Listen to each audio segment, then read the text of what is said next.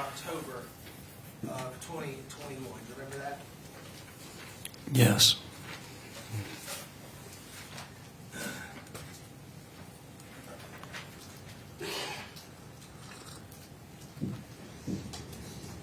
And Zach,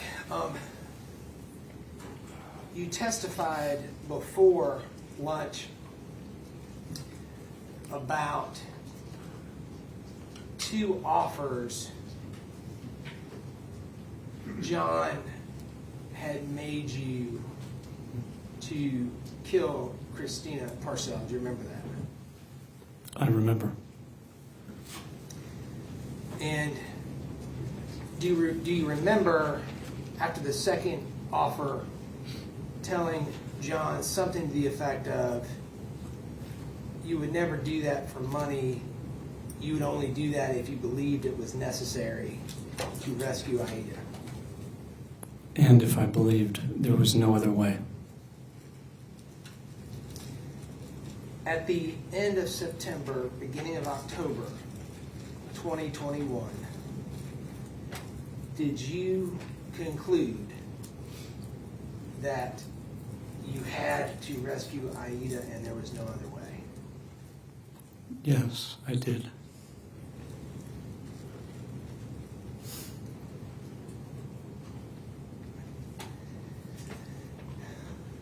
Let's talk about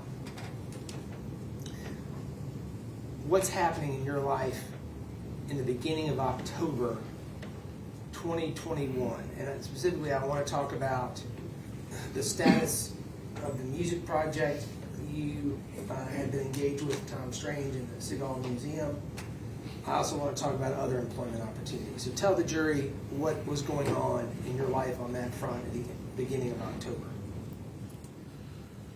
At the beginning of October, I was just coming off finishing the project at the museum. We finished in September at some point, and as I mentioned before, my birthday is October 2nd, so I had arranged to play a private home recital at the Wynn's home, where I would play the last three piano sonatas of Beethoven on my birthday. So these are very, very difficult pieces of music, and some of the greatest pieces of music ever written, so I was very preoccupied trying to give my best to these pieces. And shortly after that, a friend of mine reached out who had done some work performing on cruise ships. There's an organization called Lincoln Center Stage that recruits conservatory-trained musicians to form either a piano quartet or a piano quintet to play classical concerts on cruise ships. And they had had a pianist drop out at the last minute, and long story short, I interviewed for this job and got this job, I think on October 12th, but it was about that time, maybe a little earlier.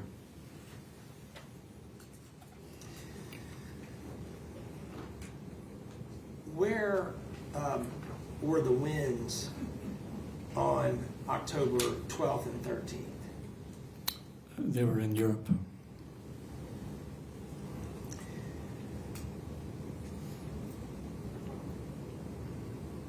And ultimately, did you take Christina Parcell's life on October the 13th? Yes, because I believed it was absolutely necessary to save Aida, and I was right. Objection, Your Honor. Sustained. I ask you to disregard the testimony that you just heard. I want to talk about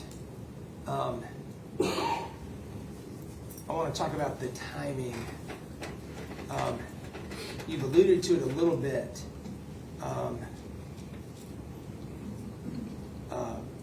but I want to be more specific.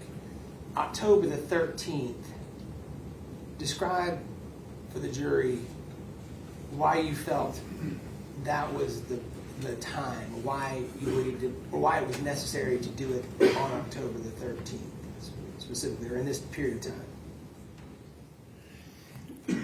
I had been wrestling with this since June, as I previously stated, since the end of June, I believed Aida was in complete and grave danger every moment of her life that she was living with her mother.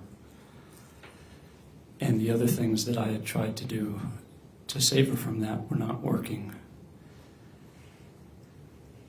So I was having this incredible wrestling match within myself for these months, feeling that I needed to do something to save her, and yet feeling this incredible reluctance to do the one thing that I knew would save her because of how terrible I knew it would be to do it, even though I believed it would be right.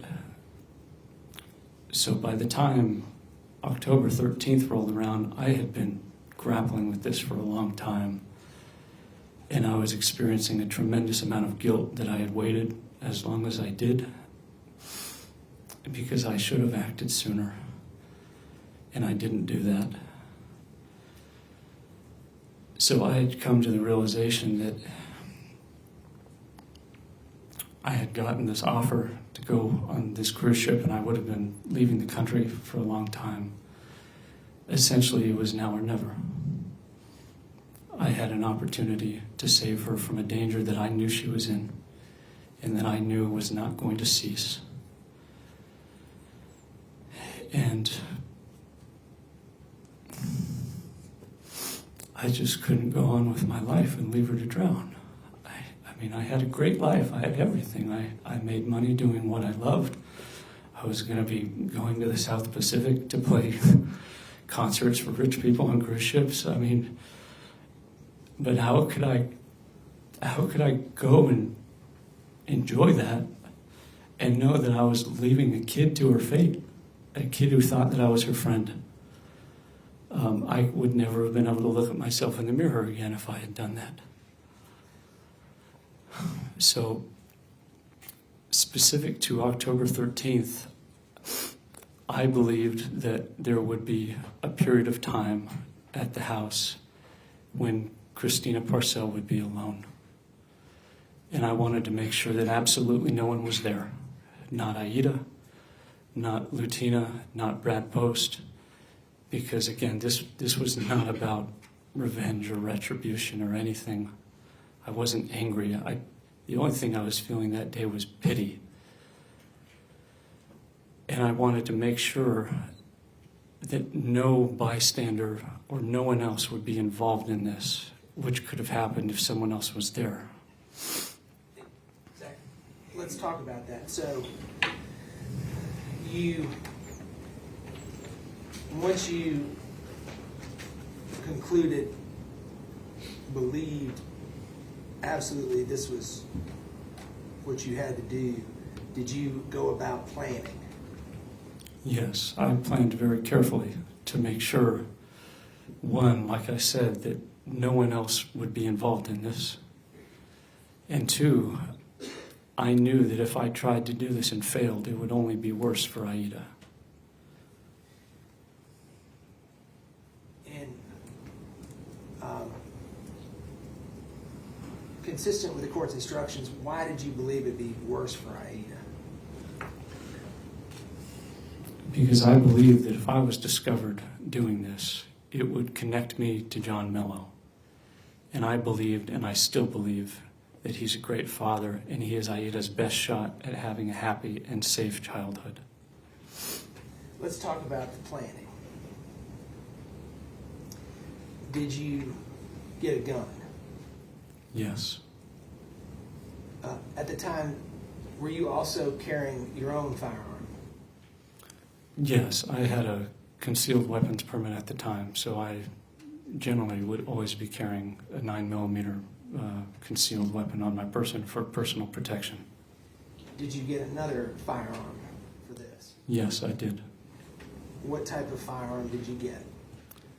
It was a .22 caliber revolver Where did you get it? at a gun show. Where was the gun show?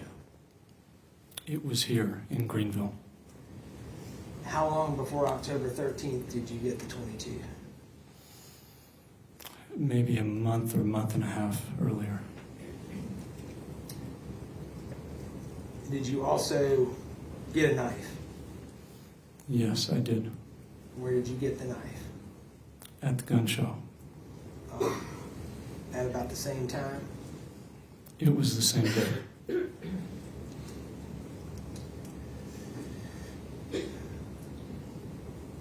Let's talk about what else, what other planning you did.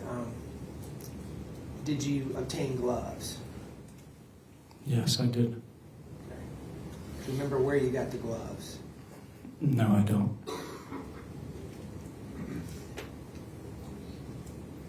Did you obtain any chemicals?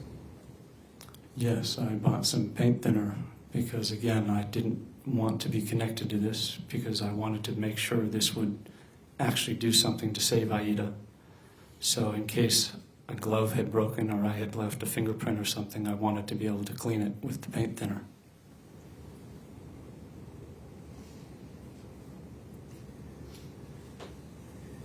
Zach, let's talk about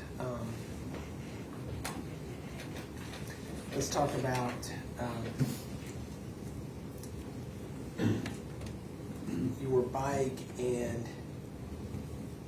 what you did to become familiar with the area of Canebrake leading up to October the 13th.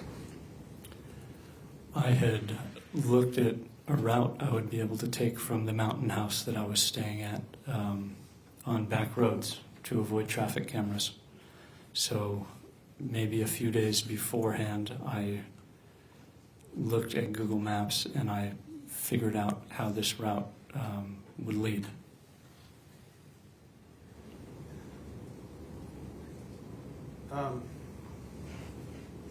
Let's talk about October the 12th. Did you originally plan to do this on October the 12th? Yes. Zach, consistent with the court's instructions, describe to the jury why you didn't do it on October the 12th. I woke up that day and I just felt such reluctance, and something in my gut told me it wasn't the right day. And I waited one more day. Let's go to October the 13th.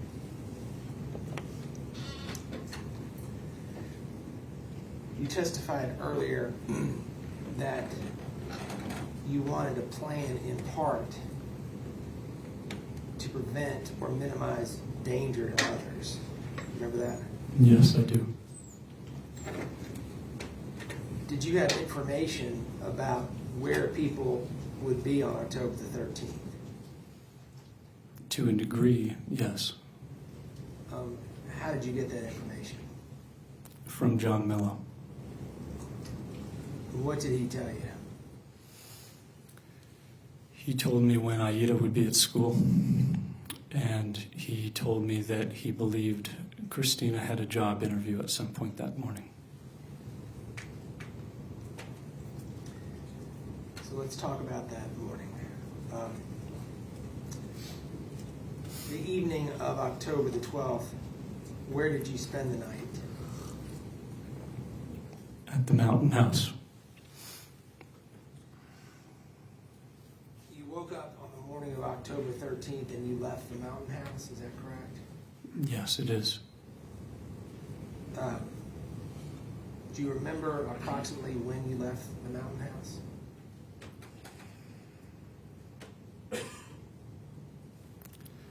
It was much later than I meant to. I think it was about 8 or 8:15 in the morning.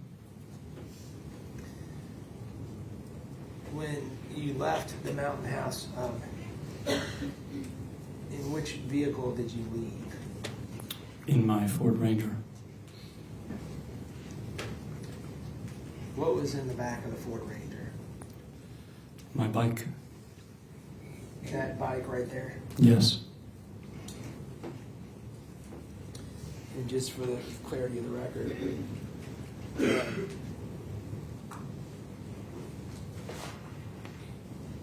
this is a state's exhibit. I don't have the number that was introduced.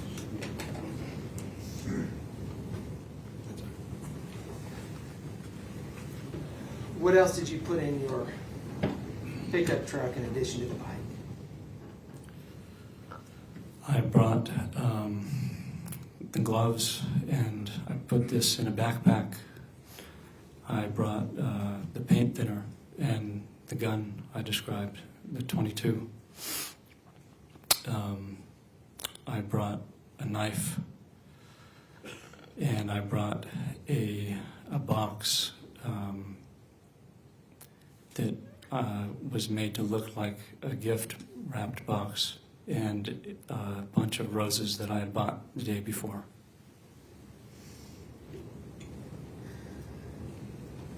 Talking about the roses in a minute.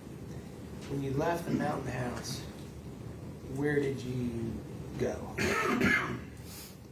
I drove to a road that runs parallel very close to Canebrake. When you got to that location, well, before we go further, describe for this jury the ride in your truck from the mountain house to this location, what you were thinking, what you were feeling, what was going through your mind.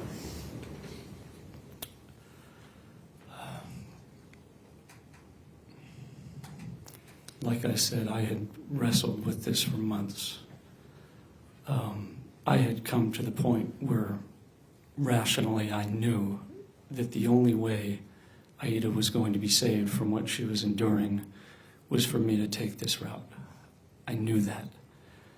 But there's another element, a human element, which is just so reluctant and revulsed by the idea of taking a human life. So I had prayed a great deal about this. I had prayed like I'd never prayed before, because even knowing that logically this was the right thing to do, it didn't satisfy that emotional and human aspect where I felt that I needed permission to do this. And I was so terrified that somehow I might be doing the wrong thing. Like I knew that it was right logically, but there's the emotional aspect was just reeling against this idea. And more so because she was a woman. I was raised to always protect my sisters and mother, and I opened doors for women growing up. So this idea was just repugnant to me, even though I believed it was necessary to save a child. So on that morning, I had prayed earlier, a few days earlier, and I had felt that this was the right thing to do, no matter how terrible and difficult it was going to be. So like I said, I didn't feel anger. I felt pity because I realized that this was just the only way to save a child. And it felt like a foregone conclusion because I knew that I had a duty to do this to save a child. So physically driving my truck there, I was experiencing a level of anxiety and physical illness that I had just never experienced due to stress before. My hands were shaking, I was in a cold sweat, and I was fighting the urge to vomit before I even got close there. A few times I thought I was going to have to pull off to the side of the road because I could hardly keep my truck straight. My hands were shaking so badly. But the whole time I was just thinking, if I don't do this, if I turn back, then I'm consigning Aida to her fate, when I know that I could have done something to stop what was happening. So I just tried to take my mind off of it, and I tried to just go and drive a little bit farther and a little bit farther and not think about what I was going to have to do when I got there. And when I finally got to the point where I parked my truck, this feeling only increased. I knew the plan, but I was having so much difficulty going through with it. So took my bike out of the truck, and I had a mask on and clothing that's been described already. And I just tried to focus on putting one foot in front of the other on my bike. And it felt like some runs or rucks I had been on where all I could do was focus on putting one foot in front of the other because it was so difficult to keep going. And I just kept seeing Aida's face and reminding myself that if I don't do this, no one's going to come to save her. And I kept pedaling, and eventually I arrived in front of 122 Canebrake. Zach, we're going to talk about what happened when you got to 122 Canebrake in just a second. You described having a gun and having a knife. Initially, were you going to use the gun? Yes. Did you ultimately decide to use the gun? No. Why not? I was very concerned about using a gun because of how loud it would be, and I didn't want to alert a neighbor or a bystander who might come to investigate and get involved. So I tried to suppress the gun by making a makeshift suppressor. And in movies, these things are made out to be like it's very easy, and a suppressed gun is just very silent, and that's not the case.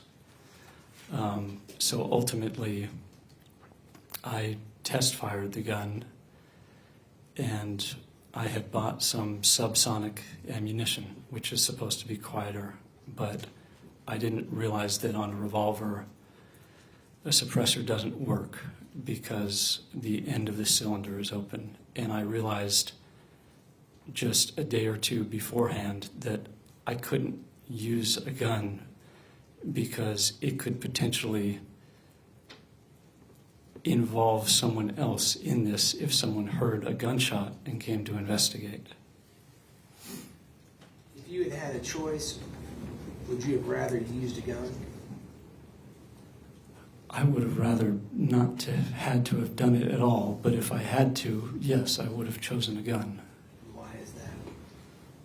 Because it would have been quicker and more humane.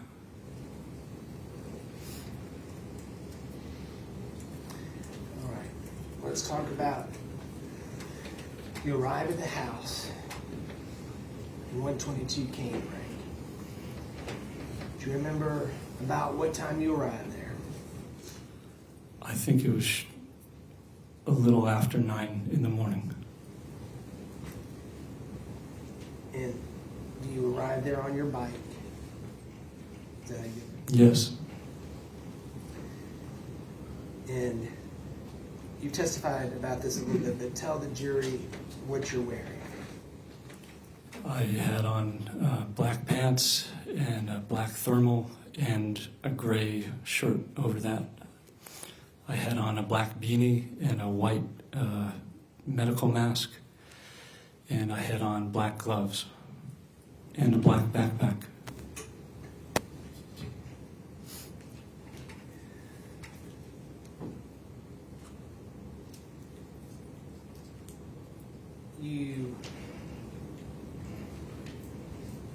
Do you remember how many vehicles were parked in the driveway when you got there?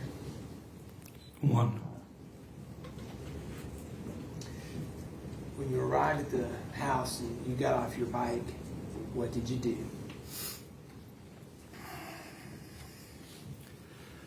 I laid my bike down in the driveway, and I took my backpack off, and I took out the box that had been gift wrapped that had an end open, and I put the .22 revolver in that box. And I put the backpack back on my back, and I took a bunch of roses, and I walked up to the door and I rang the doorbell. And I was shaking and freaking out at this point because there was nowhere I wanted to be less than at that house on that morning. And when I rang the doorbell, the door opened and a woman came to the front. And I thought it was Christina Parcell, but I wanted to make sure. And I also wanted to make sure that no one else was home. So I told her that while I was holding the box and the roses, that I had a delivery for Lutina Parcell, her sister. And she told me that Lutina wasn't home. So at this point I realized that Christina was at the house alone. And I handed her the roses. And I took the revolver out of the box and I pointed it at her and I told her to be quiet and to go back into the house, which she did. And I followed her into the house and I shut the door. And I was experiencing such anxiety that my body wasn't really doing what I was telling it to do anymore. Like when I realized that I couldn't use the gun, which was unloaded at this point, my plan had been to try to knock her unconscious because I didn't want to cause her or anyone any pain. That wasn't my intention. I just wanted to save Aida and to make sure that no one else who was a bystander would be involved in this or could be endangered in any way. So I tried, while she was holding the roses, to strike her on the head and knock her unconscious. But my body was fighting me because even though I knew who she was and what she was doing and the danger that was putting Aida in, I was still looking at her and I was seeing a sympathetic figure. I was seeing a woman, and I had always been taught never to hurt a woman, to always protect women and children. So when I went to strike her with the gun, my hand didn't really do what I was trying to tell it to. I essentially pulled my strike. It felt like a time I had been cliff jumping with friends. I have a big fear of heights, and there was a 30-foot face that you could jump off and jump into a deep pool of water, and when I would run up to the edge, I would try to get a running start and jump off the edge, and I just couldn't. Like my body would stop me against my will. And I had to try to do this 10 or 15 or 20 times before I could actually get myself to go over the edge. So when I struck her on the head with the pistol, that's what happened. It didn't knock her unconscious, and I hardly struck her at all, to be honest. So I tried again, and the same thing happened. I just couldn't bring myself to strike her. And at this point, she realized that I was hesitating, and she began to try to move herself and to get away and to fight back. And during this period of time, the roses had dropped and the petals and stems had scattered. And as I was hesitating, I realized that the situation was quickly getting out of control. And if I didn't pull myself together and act soon, this was all going to end up terribly for Aida, because what was happening to her would never be uncovered. Zach, I'm sorry to interrupt, just a quick question. You heard testimony that at this time, Christina weighed 163 pounds. How much did you weigh on October the 13th? About 160. Go ahead. So I realized that I was going to have to somehow force myself to do this at any cost. So I pulled out the knife I was wearing. And even though I knew I wasn't going to be able to strike her with any amount of force, I still tried. so I started striking her, though my strikes were pulled. And I think the knife made contact with her, but it wasn't stopping her, and it wasn't inflicting anything that could be a fatal blow. And she started to fight back. She realized I was hesitating, and it became a struggle.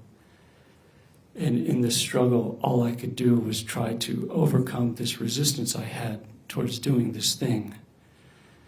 Even though I knew it was right, I still had this physical and emotional resistance to doing it. So I just kept striking her until finally we fell on the floor. And at this point, I had just tried to take my mind out of it and just try to get through this and finish it as quickly as possible, because I realized that it was only becoming prolonged, and I had to do this in order to save Aida. So I don't remember how many times I struck her. I just remember that when it finished, we were on the ground, and I stopped striking her when she stopped struggling.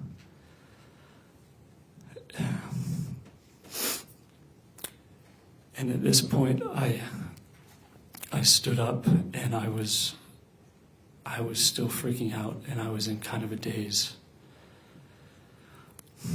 And I was just trying to pull myself together and figure out what I needed to do to leave the house. And again, I wanted to make sure that I didn't leave anything behind that would connect me to it, because then I believe John would be connected to it, and it would only further put Aida in danger, because I didn't know if Christina Parcell was the only person involved in what was happening to Aida. And she wasn't.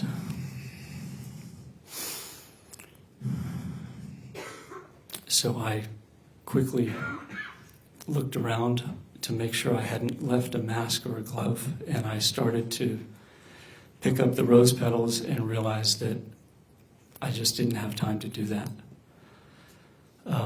Again, I was concerned that a neighbor might have heard the commotion and that a neighbor might come by to investigate, and I didn't want that. So I drew the blinds and I moved her body away from the door, which had windows, because I didn't want someone to come to the door and see her. And I put my things back in the backpack, and I looked in a mirror before I left to make sure everything was in order, and I saw that she had scratched my face in the struggle. And of course I realized that this could leave DNA. So I used the paint thinner to try to clean her hands. And then I changed my mask, and I took off my outer shirt because there was blood on it. And I put it in the backpack. And at this point, I was really worried that someone, that Lutina might come back to the house, or Brad Post might come to the house, or a neighbor might come over. So I was trying to leave the house as quickly as possible. And before I left, when I realized that I had probably left my DNA there, despite my effort not to, I prayed again and just said that I believe that what I've done is the right thing, and I believe that I did it for the right reason. But if it's your will that I be connected to this, then I will turn myself in, and I will own up to what I've done, and I'll take responsibility for it, because I believed that it was the right thing. And then I left. I exited out through the door, and I got back on my bike, and I pedaled my bike back to the truck, and I drove back to the mountain house. And I was still completely freaking out, and it felt entirely surreal. But there is a big difference in how I felt in that as soon as I left the house, I felt the most enormous wave of relief wash over me because I knew from that moment on Aida would be safe. Aida would be safe from the sexual abuse that her mother was perpetrating on her. And there is proof to that the state is hiding from you. Your Honor, instruction to be quiet. Okay, you need to stop talking. The jury.